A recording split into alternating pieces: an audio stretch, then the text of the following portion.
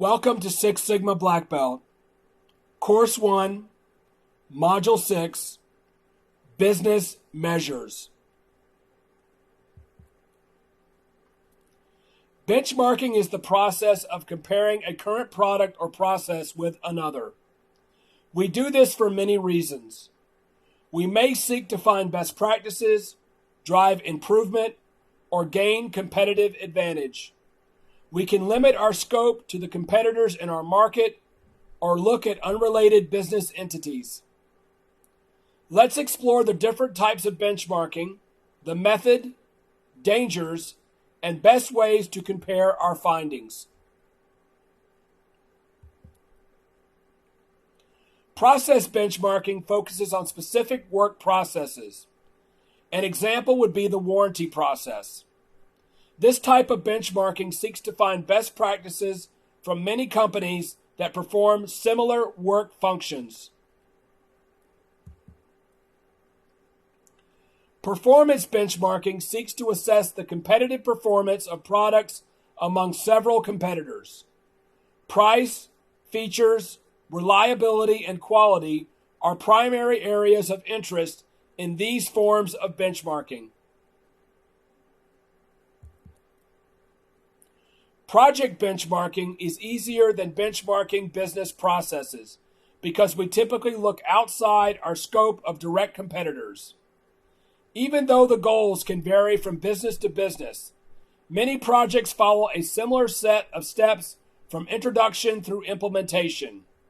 It is these steps we seek to compare.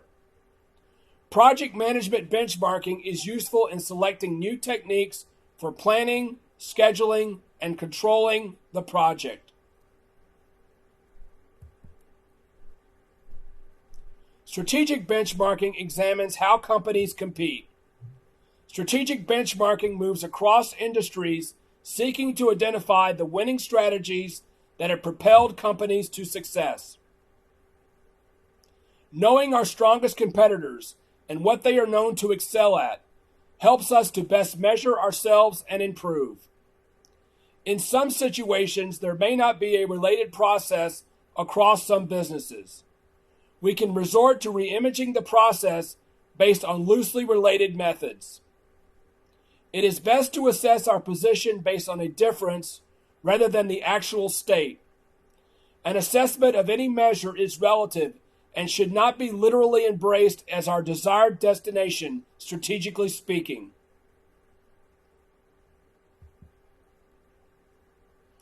Our benchmarking process begins by outlining our current practices. We wish to relate these practices in terms of what others do. This is typically tied to an area that is in distress. We frame these practices in terms of key performance factors. Make sure these factors are based on the needs of the business. Next, we identify best practices. This requires us to assess the performance within the organization and locate an organization to benchmark with. After we collect the necessary information, we evaluate against current practices and identify areas of improvement. Once we understand what we wish to change, we target areas in the business for implementation. As we make breakthroughs, consider extending these throughout the organization. Make sure to continue measuring your performance such that the true impact of the change can be understood. Communicate the impact back to the benchmark partner and seek other avenues of improvement through other potential benchmark partners. We repeat this cycle on an ongoing basis. Benchmarking has many purposes. In some situations, it can be used as a mechanism of knowing what we do not yet know. It promotes innovative thinking by drawing upon the comparison of what we are doing compared to what we desire. It moves us closer to best in class. Benchmarking facilitates data collection that can be used as the basis for a needed change. It helps us align best with the customers needed and builds credibility in the marketplace. In some cases, it may not be possible to benchmark due to a lack of benchmarking partners or related processes. There could also be reluctance to participate or inaccessibility due to location or cost. Nevertheless, there are some important hazards we should be mindful of. First, it is possible we could find that we are benchmarking against an organization that is not best in class. This is likely something we will not necessarily know prior to the benchmarking activity.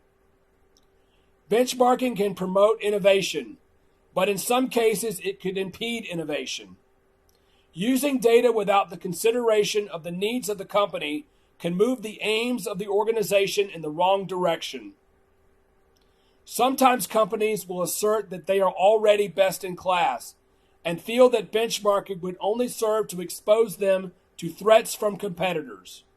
Regardless of the circumstances, organizations can still benefit from benchmarking in a strategic manner. Internal benchmarking is mostly data-based, whereas external benchmarking is more difficult to execute, yet more productive. Companies can sometimes confuse the intent of internal versus external benchmarking. This can lead to issues as to how to effectively use the information gathered from the benchmarking process. Confusing these two can also prevent the organization from leaving its comfort zone, making the benchmark activity ineffective. Resistance to change is seen in most organizations. At times, our anxiety to change can migrate to those participating in the benchmarking process. This results in a misalignment with the data from the benchmark compared to the perceptions of those conducting the benchmark. In other words, the participants will indicate a better comparison than actually exists. Before beginning the benchmarking activity, we need to establish performance measures from which to compare the organizations. Benchmarks need to align with the strategy of the organization. Comparing the strategic objectives of the benchmarking partners with your own organization's strategic objectives would be an ideal beginning. Indicators should be aligned with the focus area and reflect what we desire to improve and not on what other companies deem to be important. Production measures would be a good area to consider. The organization must also confirm that the benchmarking partner performs at an optimal level for each indicator. Do the necessary research to understand how indicators at benchmarking partners are measured and interpreted. Otherwise, we could run into issues when it comes time to compare them.